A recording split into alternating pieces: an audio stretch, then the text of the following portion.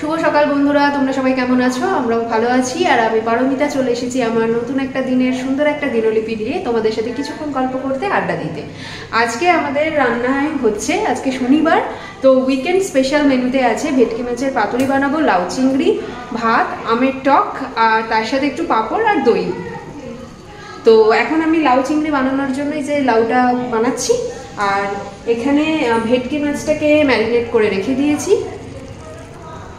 যে ভেটকি মাছ ম্যারিনেট করে রাখা আছে, চিংড়ি ভেজে রেখে দিয়েছি। পুরোপুরি বাঙালি রান্না দিয়ে আজকের দিনটা হচ্ছে শুরু।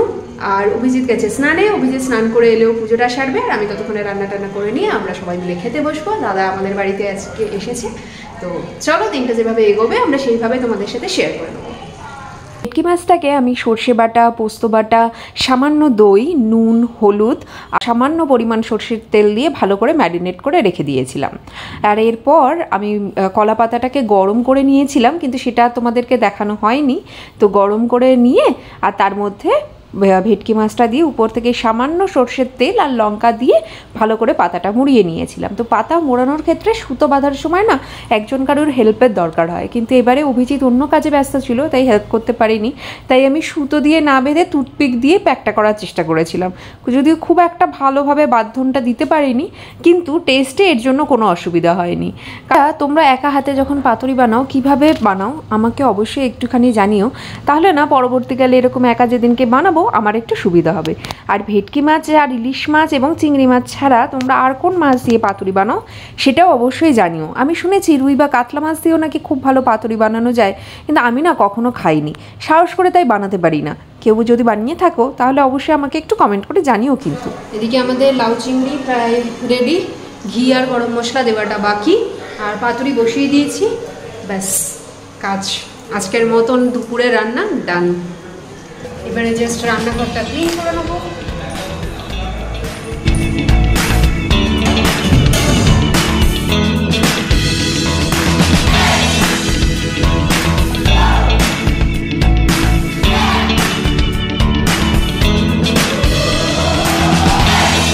বড়ি দিয়ে লাউয়ের ঘন্ট হোক অথবা লাউ চিংড়ি, ঘিটা কিন্তু মাস্ট। আর এই ঘি দেওয়ার সময় না কার্পণ্য করলে চলবে না, এটা আমার বাড়ির রীতি। মোট দরাজ হাতে খানিকটা ঘি দিয়ে দিলাম।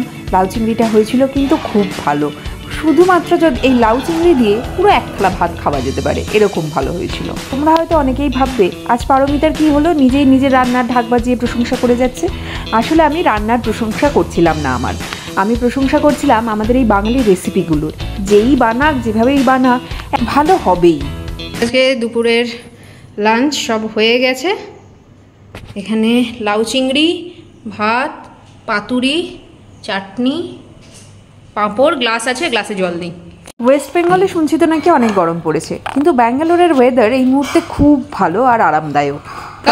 বৃষ্টি হচ্ছে, রাত্রির দিকে তো এতটাই ঠান্ডা লাগে যে যখন ফ্যান ট্যান কিছু চালাতে লাগে না, গায়ে ব্ল্যাঙ্কেট চাপাতে লাগে।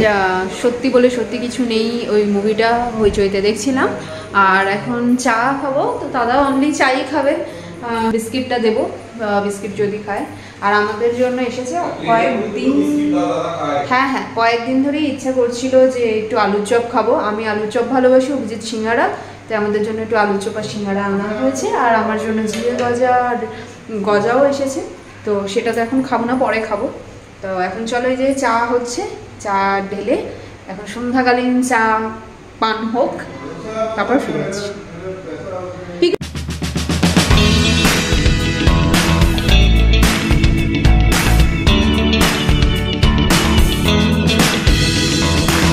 বসে পড়েছি চা আর মুড়ি নিয়ে। না আর তারপরে এখানে আমি একটা আমার সবচেয়ে সুন্দর মি টাইম কাটাচ্ছিলাম রং তুলি নিয়ে। এটা আর একটা ছোট্ট শর্টস আমাদের দিয়েছি, কেমন হয়েছে জানিও। আমি আঁকা শিখিনি, কিন্তু আঁকতে আমার বড্ড ভালো লাগে। তো এখন হঠাৎ করে নতুন আমি ট্রাই করছিলাম অ্যাক্রালিক কালার দিয়ে কিছু আঁকার। তো প্রথমেও তোমাদের সাথে একটা শেয়ার করেছি, হরপার্বতী এঁকেছিলাম, আর এটা আমার প্রিয় কান্হা, তাকে একটা রূপ দেওয়ার চেষ্টা করেছি। কেমন হয়েছে অবশ্যই জানিও। কিন্তু বাস্তব অভিজ্ঞতা দিয়ে বলতে পারি যে একবার শ্রীকৃষ্ণের প্রেমে পড়েছে, সেই প্রেম উত্তরোত্তর বাড়ে, কমে কোনো দিনও না। এক অদ্ভুত বিষয়। রাতে আর কোনো ভিডিও করা হয়নি, আর পরের দিন সকালবেলাও বেশ ব্যস্ত ছিলাম, তাই সকাল থেকে ভিডিওটা শুরু করতে পারিনি। লাঞ্চের এই ক্লিপসটা নিয়ে রেখেছি, যেখানে আমাদের লাঞ্চের মেনুতে ছিল আলু ভাজা, অরড় ডাল, খুব ভালো করে এটা অভিজিৎ বানিয়েছিল, তার সাথে আমি বানিয়েছিলাম ফুলকপি আলু দিয়ে ভেটকি মাছের ঝোল। দাদা খুব হালকা পাতলা খেতে চেয়েছিল, তাই এবারে রান্নাগুলো সবই আমি চেষ্টা করেছি একদম হালকা করার। আজকে সোমবার, আজকে দাদা বেরোবে, মানে দাদা হায়দ্রাবাদ ফিরে যাবে, তো এই দাদার ফ্লাইট আছে, তাই বলেছে যে একদম ঘি ভাত খেয়ে বেরোবে। আর আমাদের জন্য আমি এখানে বানিয়ে নিচ্ছি বাদাম দিয়ে লাল শাক ভাজা, আর তার সাথে ফুলকপি আলু দিয়ে চিংড়ি মাছের ঝোল।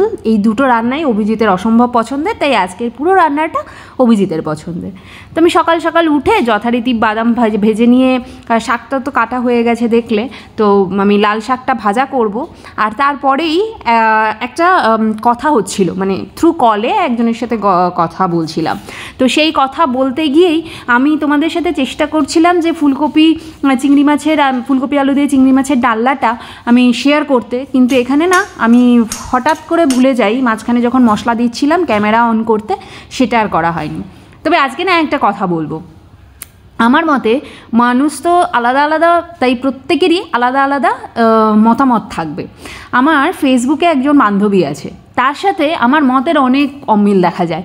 মাঝে মাঝে আমি তার কোনো পোস্টে গিয়ে আমার মতামত দিই, বা আমার কোনো পোস্টে এসে সে মতামত দেয়। তার সাথে আমার বন্ধুত্ব কিন্তু একেবারেই ফেসবুকের মাধ্যমে, কিন্তু সেই পরে অবশ্যই মাঝখানে কমন ফ্রেন্ড আমাদের ছিল, কিন্তু সেই বান্ধবীটির সাথে না আজও পর্যন্ত এত মতপার্থক্যের কারণে না আমাদের বন্ধুত্বে কোনো রকম প্রবলেম হয়নি।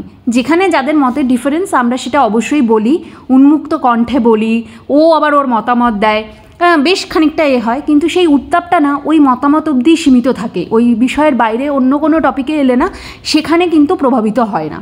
আমার মতে বন্ধুত্ব বলো বা যে কোনো সম্পর্ক এটা হওয়া উচিত, মতের পার্থক্য থাকবে এবং সেই মত পার্থক্যের জন্যই না একে অপরের মধ্যে সম্মানটা বজায় থাকে। এই যে একটা রেসপেক্ট আসে না, এর থেকেই আসে যে ওই মত পার্থক্যটা কিন্তু ব্যক্তিগত জীবনের রিলেশনশিপের মধ্যে আসে না।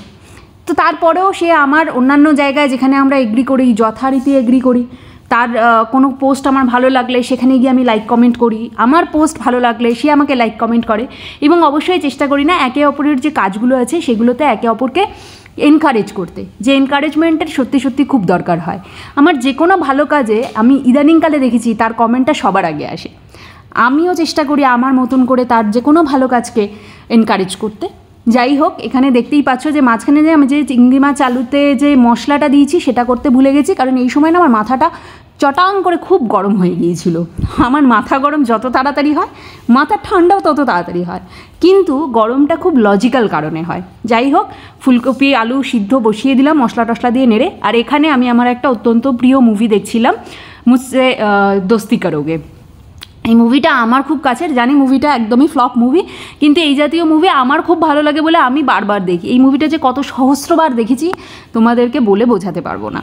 কোনো সময় হলে এই মাথা গরমের জন্য না আমি ভিডিও করা বন্ধ করে দিতাম, কারণ আমি খুব ইমোশনাল এবং সেন্সিটিভ একজন মানুষ। চট করে কোনো বিষয় আমি মাথা থেকে ঝেড়ে ফেলতে পারি না, কিন্তু না, সেই সব ঝেড়ে ফেলে তাড়াতাড়ি করে বাকি রান্নাটা তোমাদের সাথে শেয়ার করে নিলাম।